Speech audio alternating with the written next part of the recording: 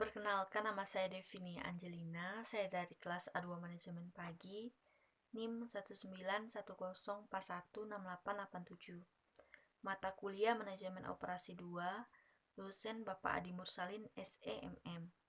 Baiklah, di sini saya akan menjelaskan materi mengenai supply chain management. Yang pertama, kita masuk ke dalam definisi supply chain management. Supply chain management atau manajemen rantai pasok merupakan bagian yang sangat penting pada sebuah perusahaan. SCM yang baik mengidentifikasikan daya saing perusahaan yang tinggi dan berkualitas.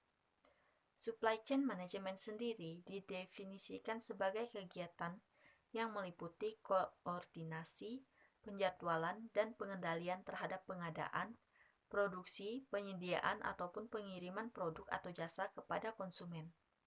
Pengelolaan atau pengendalian supply chain management mencakup material atau bahan mentah, pembayaran informasi dari pemasok ke produsen, dan dari pedagang grosir ke konsumen.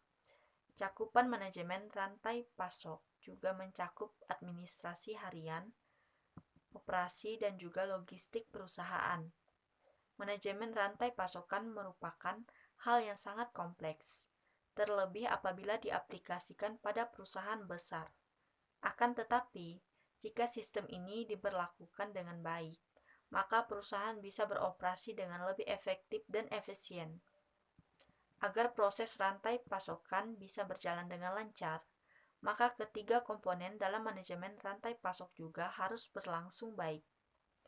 3 komponen manajemen rantai pasok yang dimaksud yaitu yang pertama, upstream supply chain management adalah proses di mana perusahaan mendapatkan pasokan dari luar perusahaan berupa bahan baku untuk melakukan produksi.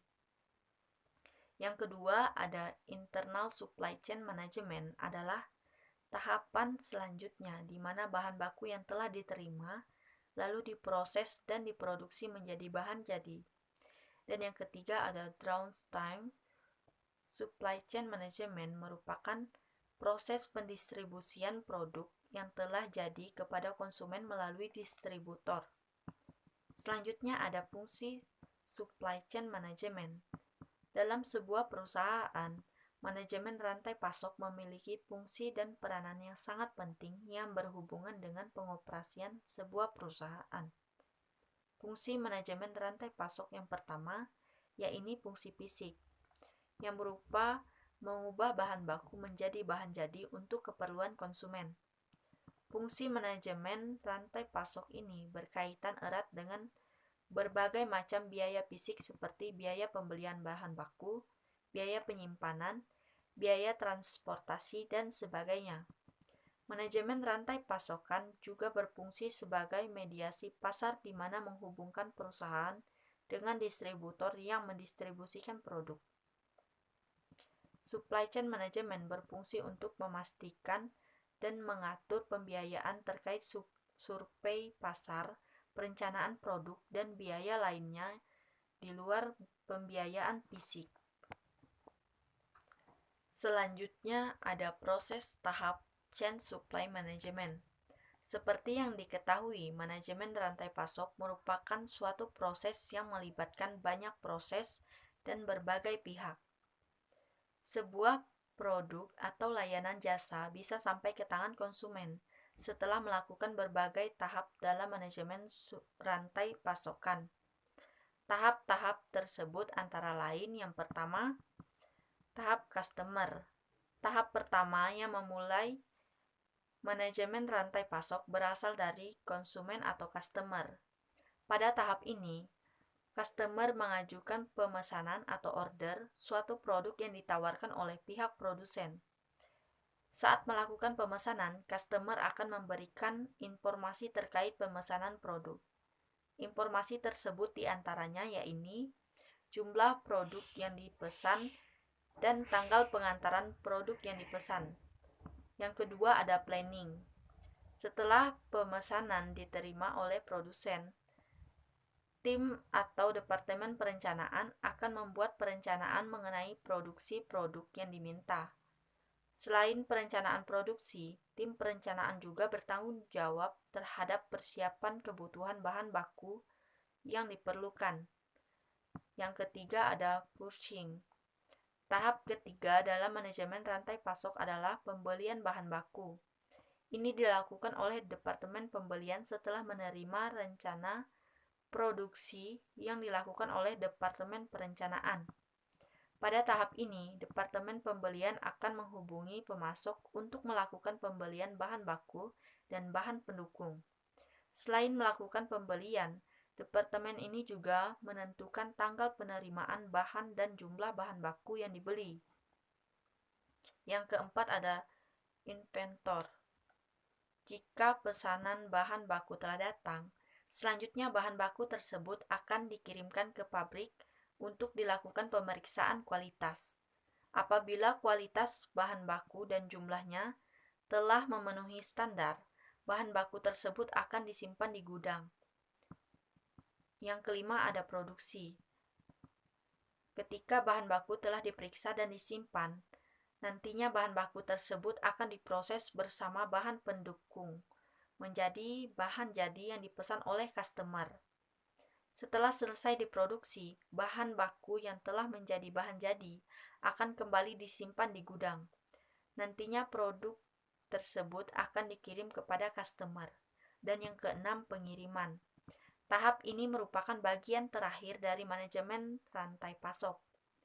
Pada tahap ini, produk yang disimpan di gudang akan dikirimkan kepada customer sesuai tanggal pengiriman yang diminta. Kurir akan memastikan bahwa produk telah sampai ke tangan customer dengan sempurna. Selanjutnya ada tujuan pemanfaatan chain supply management dalam bisnis. Agar proses produksi hingga distribusi bisa berjalan dengan lancar, pemanfaatan manajemen rantai pasok menjadi salah satu syarat yang harus dijalankan oleh pembisnis. Pemanfaatan manajemen rantai pasok dalam bisnis memiliki beberapa tujuan, di antaranya yang pertama, menjaga kerjasama di rangkaian jaringan perusahaan. Yang kedua, menjaga kepuasan customer atau pelanggan. Yang ketiga, mencapai efisiensi biaya di seluruh sistem dan tahapan. Dan yang keempat, memenangkan persaingan pasar. Selanjutnya ada strategi supply chain management. Supply chain management merupakan salah satu indikator daya saing sebuah perusahaan. Manajemen rantai pasok yang dibangun dengan baik menandakan bahwa daya saing perusahaan tersebut juga tinggi. Untuk membangun manajemen rantai pasok yang baik, terdapat dua strategi yang bisa dijalankan. Strategi yang pertama ialah membangun hubungan dengan pemasok bahan baku. Tidak hanya pelanggan, pemasok merupakan bagian mata rantai yang sangat penting dalam manajemen rantai pasok. Hubungan mitra yang baik bisa menjamin kesuksesan mata rantai yang lain. Salah satu cara membangun hubungan yang baik dengan pemasok bahan baku adalah dengan tidak memilih terlalu banyak pemasok, lalu fokuskan pada pemasok yang memiliki banyak keunggulan sehingga perusahaan tidak merugi. Strategi lainnya adalah dengan fokus meningkatkan pelayanan dan kepuasan pelanggan atau customer. Kepuasan adalah hal yang harus diperhatikan ketika berhubungan dengan pelanggan. Jika pelanggan merasa puas, maka besar kemungkinan pelanggan akan melakukan pemesanan ulang kepada perusahaan. Menghasilkan banyak profit adalah tujuan sebuah perusahaan tersendiri. Namun untuk menghasilkan keuntungan tertentu, tidak bisa dilakukan secara sembarangan. Sekian video penjelasan saya ucapkan terima kasih.